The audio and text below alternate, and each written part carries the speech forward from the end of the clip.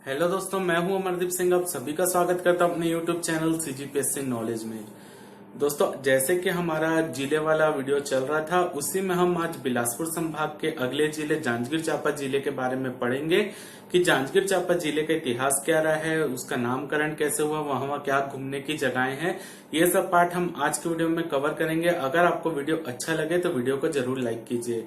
देखिए, कल के वीडियो में मेरे से एक गलती हुई थी, उसको मैं बता दे रहा हूँ। कमेंट में बताया था तो किसी ने बोला था कि वीडियो में भी एक बार बता दीजिएगा। देखिए, वहां पर जो है तहसील मैंने बताया था बिलासपुर तहसील है, और विकासखंड भी बिलासपुर बता दिया था। तो याद रखिएगा, बिलासपुर विकासखंड नहीं, केवल तहसील है। ठीक है, तो जो बस इसमें यही अंतर है कि वहां पर बिलासपुर जो है वो तहसील नहीं है, तहसील है, विकासखंड नहीं है। आप एक सुधार लीजिएगा, बाकी मैंने कमेंट में इसको लिखा था। ठीक है, तो चलिए आज का वीडियो हम देखते हैं और जानते हैं कि जांजगीर चांपा जिले में क्या है।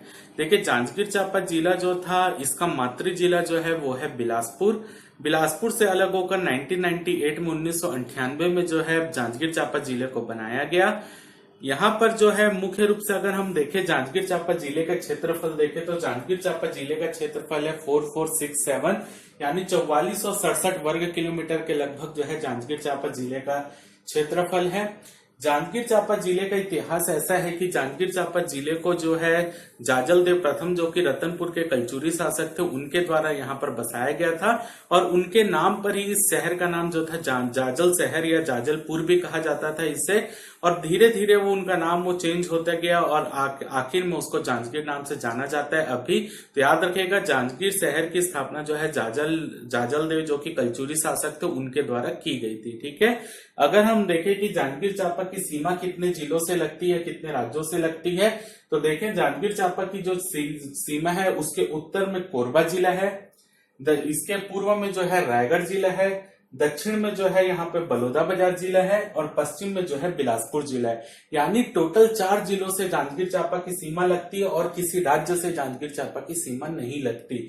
यानी आपको अगर बोला जाए तो एक प्रकार से जांजगीर चांपा की सीमा अन्य किसी राज्यों से नहीं लगती। जैसे कि हमने सरगुजा संभाग में देखा था कि सरगुजा की सीमा जो है वो अन्य किसी राज्य से नहीं लग रही थी, वैसे ही जांजगीर चांपा की सीमा भी अन्य किसी राज्य से नहीं लगती, केवल जिलों से लगती है।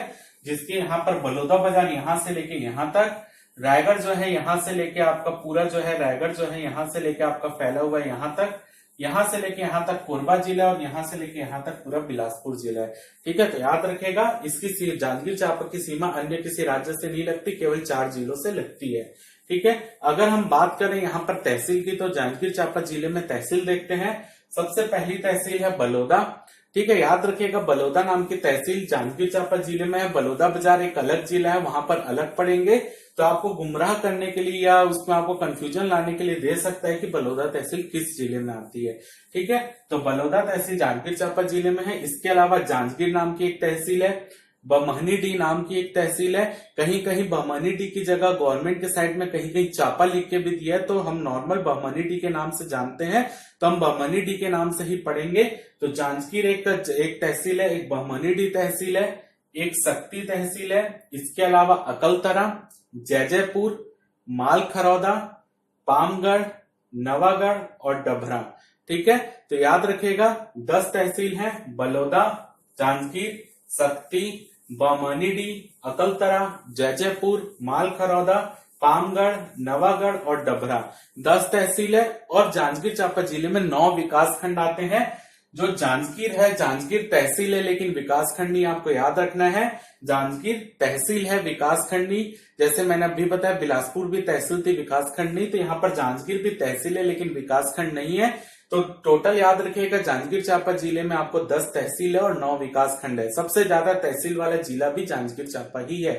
ठीक है, इसके अलावा यदि हम यहाँ पर देखें तो कोरबा से यहाँ पर हसदो नदी आती है, और हसदो नदी यहाँ पे आती है, और पीथमपुर नामक एक जगह है जहां पर कालेश्वर नाथ का मंदिर है। पीथमपुर जो है आपसे पूछा जा सकता है कौन सी नदी के तट पर बसा है, तो हसदो नदी, और यहाँ हसदेव नदी भी बोलते हैं, और यहाँ पर जो है कालेश्वर नाथ का मंदिर है। ठीक है, याद रखना है, पीथमपुर हसदो नदी के तट पर है, और हसदो नदी यहीं पर जाके जो है फिर यहाँ पर महानदी में मिल जाती है। ठीक है, इसके अलावा यहाँ पर जो है खरौद नामक जगह है। खरौद जिसको कि छत्तीसगढ़ का सीवा काशी भी कहा जाता है, ठीक है। ये खरौद में मुख्य रूप से लक्ष्मणेश्वर मंदिर है। लक्ष्मणेश्वर मंदिर जैसे कि हमने पढ़ा हुआ है, पांडु वंश के शासकों ने यहाँ पर बनवाया था। ईशान देव का नाम यहाँ पर आता है, इसके अलावा इंद्रबल का नाम आता है, तो उनके द्वारा ये लक्ष्मणेश्वर मंदिर खरौद में बनवाया गया था। ठीक है, तो खरौद जो है छत्तीसगढ़ का सीवा काशी कहा जाता है। लक्ष्मणेश्वर मंदिर का एक और नाम लखनेश्वर मंदिर है। ऐसा माना जाता है कि यहाँ पर चावल के जो है लाख दाने चढ़ाने से जो मतलब चढ़ाया जाता है, तो जो भी मांगा जाए वो मतलब उनको वो मिलता है, ऐसा मान्यता है यहाँ पर। तो खरौद छत्तीसगढ़ का सीवा काशी। वहीं पर सिवरी नारायण जो है छत्तीसगढ़ का विष्णु काशी भी कहा जाता है। सिवरी नारायण में 3 नदियों का यहाँ पर संगम है। जैसे यहाँ से जोंक नदी, यहाँ से आती है शिवनाथ नदी और महानदी, तो ये 3 नदियों का संगम जो है सिवरी नारायण में यहाँ पर आकर होता है। छत्तीसगढ़ का इसको विष्णु काशी भी कहा जाता है। सिवरी नारायण का नाम ऐसा मान्यता है कि ये वो स्थान है जहां पर सबरी जी के जूठे बेर जो है राम जी ने खाए थे। तो यहाँ पर जो है इसका पहले नाम सबरी नारायण था, धीरे धीरे इसको सिवरी नारायण होता गया ये नाम, अब वर्तमान में सिवरी नारायण के नाम से जाना जाता है। सिवरी नारायण में मुख्य रूप से विष्णु मंदिर और सबरी मंदिर जो है सिवरी नारायण में है।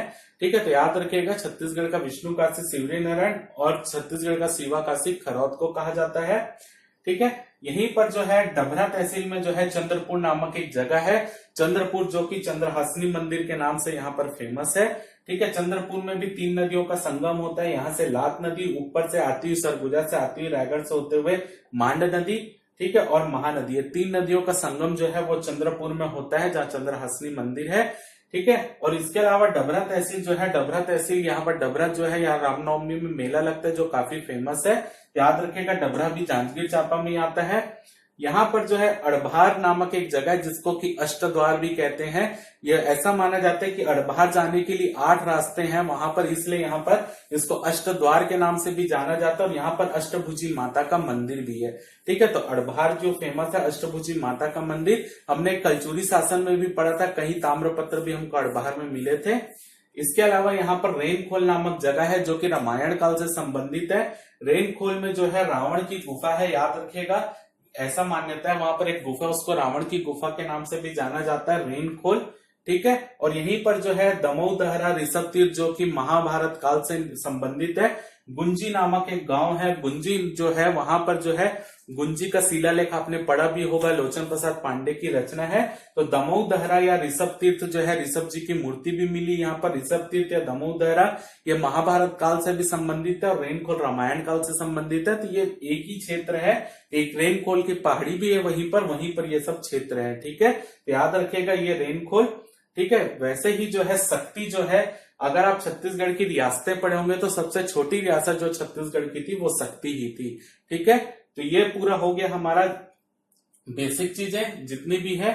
इसके अलावा यदि मैं चापा की भी बात करूं तो वहां पर एक अभी जो है पेपर मिल भी है, मध्य भारत पेपर मिल चापा में है। वैसे ही जो है जांजगीर चांपा जो फेमस है वो किसके लिए, कोसा के उत्पादन के लिए फेमस है। ठीक है, तो यहाँ पर कोसा का उत्पादन जांजगीर चांपा में ही होता है। ठीक है, मध्य भारत पेपर मिल भी जांजगीर चांपा में है, तो ये सब इंपॉर्टेंट है। ठीक है, इसके अलावा यदि हम देखें यहाँ की जनसंख्या के बारे में जाने तो जनसंख्या जो है 16.19 लाख जो है यहाँ की जनसंख्या, लगभग 16 लाख। साक्षरता की बात करें तो 73.07% यहाँ की साक्षरता है। लिंगानुपात जो है वो है 986 यानी 1000 पुरुषों में 986 महिलाएं हैं। विधानसभा जो है सीट 6 सीट है। अकलतरा, जांजगीर चांपा, शक्ति, चंद्रपुर, जैजैपुर और पामगढ़। ठीक है, अकलतरा की सीट जो है अनारक्षित है। जांजगीर चांपा की सीट भी अनारक्षित यानी जनरल है। शक्ति की सीट भी अनारक्षित है। चंद्रपुर भी अनारक्षित है। जैजैपुर भी अनारक्षित और पामगढ़ की सीट जो है वो अनुसूचित जाति के लिए है। ठीक है, एससी वर्ग के लिए है। यहाँ पर एक इंपॉर्टेंट सीट जो है विधानसभा सीट वो है जैजैपुर, जो कि एकमात्र यदि छत्तीसगढ़ में बहुजन समाज पार्टी का जो विधायक है, एकमात्र विधायक जो सीट है वो जैजैपुर सीट है। बाकी हर जगह जो है एक निर्दलीय सीट भी है और बाकी जो है कांग्रेस और बीजेपी के एकमात्र जो बीएसपी की सीट है केशव चंद्र जो वहां से विधायक है बहुजन समाज पार्टी से, जिसको बसपा भी कहा जाता है, तो वो जैजैपुर सीट है। ठीक है, ये आपको याद रखना है। लोकसभा सीट जो है 1 है यहाँ पर। ठीक है, इसके अलावा जो जैसे कि मैंने ये सब तो बता दिया आपको, रेनखोल, खरौद और सिवरी नारायण। तहसील जो है यहाँ पर 10 तहसील है और विकास खंड की बात करें तो 9 विकास खंड है जैसे मैंने बताया। और जांजगीर का जो जिला मुख्यालय है वो जांजगीर में ही है, यहीं पर जो है जिला मुख्यालय है जांजगीर में ही। ठीक है, तो यही था अपना जांजगीर, जितना भी इंपॉर्टेंट चीज था यहाँ पर उसको हमने यहाँ पर कवर कर लिया है। आप इसका एक बार स्क्रीनशॉट ले लीजिए।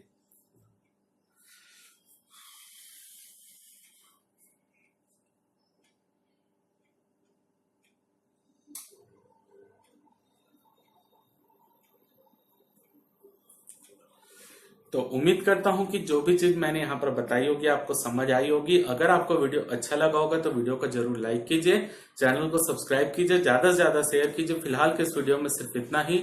जय भारत, जय छत्तीसगढ़।